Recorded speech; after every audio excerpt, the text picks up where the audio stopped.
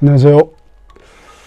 네, 지난번에 그 호텔, 폭망할 뻔한 호텔이었는데, 그 오션뷰라는 그 천혜의 자연 조건을 딛고 기사회생했던 그 호텔 한번 소개했는데요. 그리고 나서 이제 좀 텀이 길었어요. 그 와중에 뭐 백현동 옹벽 아파트의 뭐 개발 프로시저, 그 다음에 대장동 개발 사업의 키, 그런 것들 이제 간략하게 소개하느라고 좀 텀이 길었는데, 오늘은 그 울산 방호동에 있는 건이에요. 울산.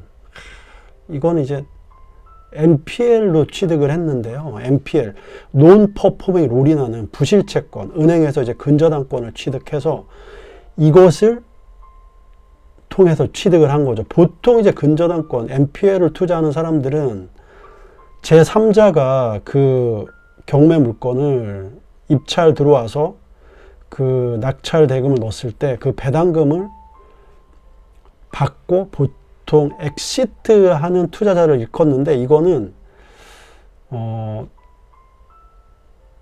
경매 물건 낙찰 받으러 온 투자자가 없었어요. 투자자가 전혀 없었기 때문에 NPL을 산, 즉 근저당권자가 직접 입찰에 들어가서 물건을 낙찰받는 케이스입니다. 즉 바꿔서 얘기하면 이런 것들을 방어 입찰이라고 하는데, 즉 내가 NPL을 투자했지만 이 물건을 낙찰받으러 온 이 부동산을 매입하러 온 사람이 없었기 때문에 결국은 NPL 투자자가 입찰표를 작성해서 입찰함으로써 결국은 방어 입찰에서 물건을 취득받는 그런 케이스라고 생각하시면 될 것 같습니다. 좀 굉장히 안쓰러운 또 케이스예요. 이게 어떻게 보면. 볼게요. 아주 좋아요. 근데 위치는. 위치라기보다 경관이라 이런 게 좋습니다. 여기가 보면 바다도 바로 있거든요. 여기가 이제 주거하고 그 다음에 그 어업 활동을 그 배경으로 하는 그런 이제 상권들이 형성돼 있는데, 뭐 보니까 이제 주점이란가 노래방, 오피스텔, 상가 이런 것들이 많은데 공실도 꽤 있었고요. 특히 이제 오피스텔 이런 것들은 아직 미분양 그런 물건들이 꽤나 있던 지역이었습니다.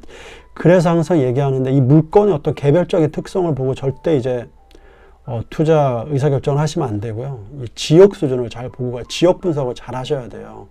특히 중요한 것은 내가 어떤 건물을 취득했을 때 내가 이 용도에 해당하는 마켓쉐어를 어느 정도 가져갈 수 있는지, 즉 바꿔서 얘기하면 경쟁 상대들의 어떤 지금 마켓쉐어는 어느 정도인지. 내가 이제 상가인데 1층에다 예를 들어서 커피숍을 넣는다고 한다 가정했을 때, 커피숍의 어떤 레비뉴는, 매출은 어떤지, 커피숍의 어떤 분포는 어떤지, 그 다음에 경쟁 관계는 어떤, 이런 걸 잘 분석해야 되는데, 이거를 이제 취득했을 때 그런 것들을 일단 좀 잘 하지 못했고, 그리고 이거를 지금은 이제 4층짜리 근린생활 시설이지만 이제 오피스텔 이런 걸로 이제 다시 신축을 하고자 했었던 것 같아요. 근데 신축을 오피스텔 같은 걸로 했어야 돼.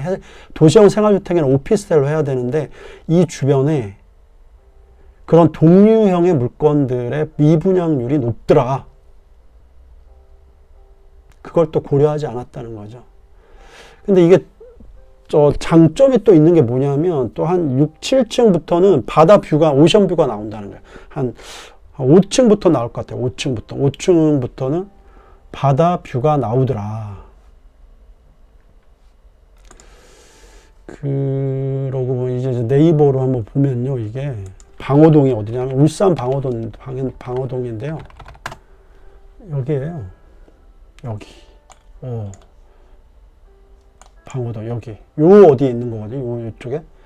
딱 여기서 보면은 바다 뷰가, 오션 뷰가 보이는데, 여기는 어떤 관광지로서의 오션 뷰는 아니고 어떻게 보면은 생활 밀착형 오션 뷰라고 생각하는 게 맞는 것 같아요. 이 주변에서 뭐 차도 한잔 하고 밥도 먹고 그랬었는데,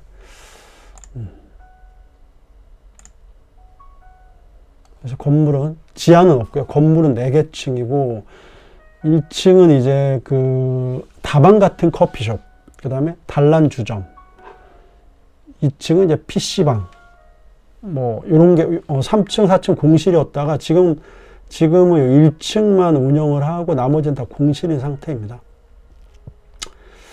그래서 한번 이 주변 환경을 한번 볼까요?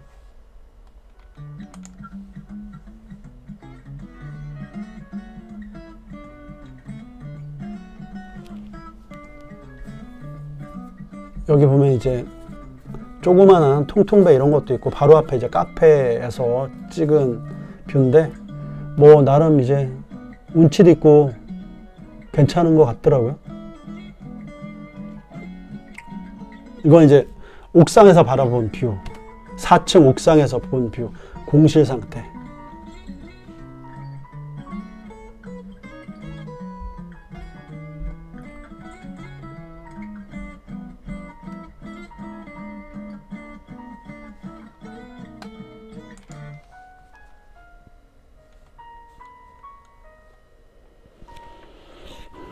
이렇게 가면 이제 조업을 하러 갔다가 이제 막 가득가득 실어갖고 오는 이제 배도 볼 수 있고요.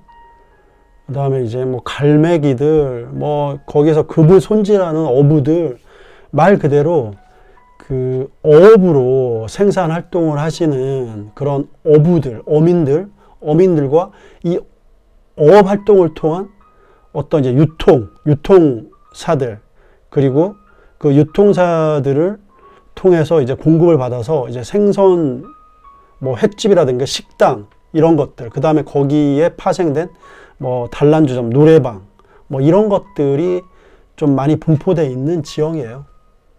여기 이제 4층에서 바라본 뷰, 바다 뷰가, 그러니까 아까 얘기 말씀드렸듯이 한 5층부터는 오션뷰가 좀 원활하게 보일 수가 있다. 요건 이제 저기 방어진항 바로 앞에 있는 카페에서 이제 밖을 보면서 이제 찍은 사진이고요. 그래요. 이제 제가 이거를 통해서 어떤 것을 말씀드리려고 했냐 하면, 자, 보세요. 우리는 거의 수도권에 살고 있어요. 수도권에. 서울에 살고 있어요. 대부분의 사람들이. 왜냐하면 경기도하고 수도권에 사는 분들이 거의 2천만에 육박하기 때문에 대부분의 수도권에 살고 있어요. 우리가 수도권에서 어떤 건물을 보고 어떤 땅을 본다. 그리고 어떤 지역 소재를 분석한다. 이런 어떤 패턴에 익숙해져 있는 사람들은 그 패턴으로 지방을 내려가잖아요. 그러면 똑같은 패턴으로 분석하게 돼 있어요. 그러나 지방은 서울과는 그렇다고 지방이 뭐 절하되어 있다는 그런 것은 아니고요. 지방 나름대로의 수급을 형성하고 있지만 서울하고는 뭐 차이가 난다는 거는 그거는 뭐 팩트이기 때문에 좀 적나라하게 말씀을 드려야 될 것 같아요. 서울에서 이제 어떤 밸류에이션 하는 패턴으로 지방 내려가서 뭐 분석을 하고 밸류에이션 평가를 한다. 절대 그렇게 해서는 안 돼요. 좀 더 서울에서 우리가 건성으로 하다가도 지방 내려갔을 때는 좀 더 디테일하고 좀 내로우하게 분석을 해야 된다. 좀 철저하게 분석을 해야 된다. 그렇게 하지 못하면 바로 이런 사태가 발생합니다. 서울은 수도권은 굉장히 수요가 공급이 제한적이기 때문에 나름대로의 수요를 계속 어떤 수요를 창출해낼 수 있는 시장이지만 지방은요 굉장히 경직돼 있어요. 탄력도가, 예를 들어 서울은 굉장히 단위 탄력도가 높은 반면에 지방은 그렇지 않습니다. 무디입니다. 비탄력적입니다. 그렇기 때문에 이걸 간과하고 그냥 싸다는 이유만으로 덥석 투자를 했을 때 엄청나게 크게 낭패를 보고 장기간 출구 전략을 수립하지 못하고 묶여 있을 가능성이 높다는 거죠. 제가 강조하고 싶은 것은 실패했다면 분명하게 실패를 인정하고 나를 돌아봤을 때 출구 전략을 짤 수 있어요. 내가 실패했는데도 불구하고 아니야. 뇌피셜 막 돌려서 뭐 다른 이유가 있을 거야. 결국은 내가 선택과 판단을 잘못한 것입니다. 그 선택과 판단을 인정하지 않으면 추구 전략 짤 수 없어요. 그러면 내가 그 선택과 판단을 인정한다는 얘기는 가격을 낮추거나 여기에 운영을 한다거나 여러 가지 그 대안들을 수립해서 가장 최유효한 대안을 설정해서 계속 트라이를 해보고 그렇게도 안 되면 가격을 낮춰서라도 추구 전략을 찾아야 된다는 말이겠죠. 내가 잘못했다는 거 인정하지 않는 순간 영원히 추구 전략을 찾을 수 없을지도 모릅니다. 이거 저도 가서 굉장히 노력했지만 해결하지 못한 자산이에요. 그래서 저도 잘못된 거를 인정함으로써 이 물건에 대해서 좀 더 현명한 대안을 제시할 수 있고, 그리고 투자를 준비하시거나 투자하려고 하시는 모든 분들이 그거는 아마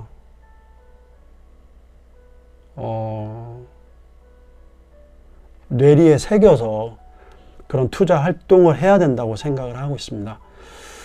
오늘은 이제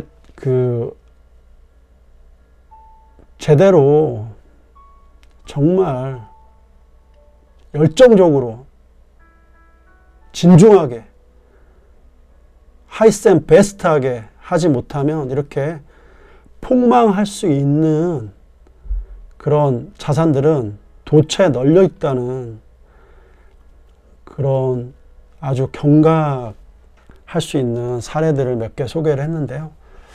다음 시간부터는 약간 이론적이고 약간 고리타분할 수 있고 약간 이론적이고 약간 이제 강학적인 내용들을 위주로 해서 계속 이제 그 강의 목차들을 이어나가고자 합니다. 오늘은 여기까지 하고 다음 시간에 다시 또 찾아뵙겠습니다. 네, 감사합니다.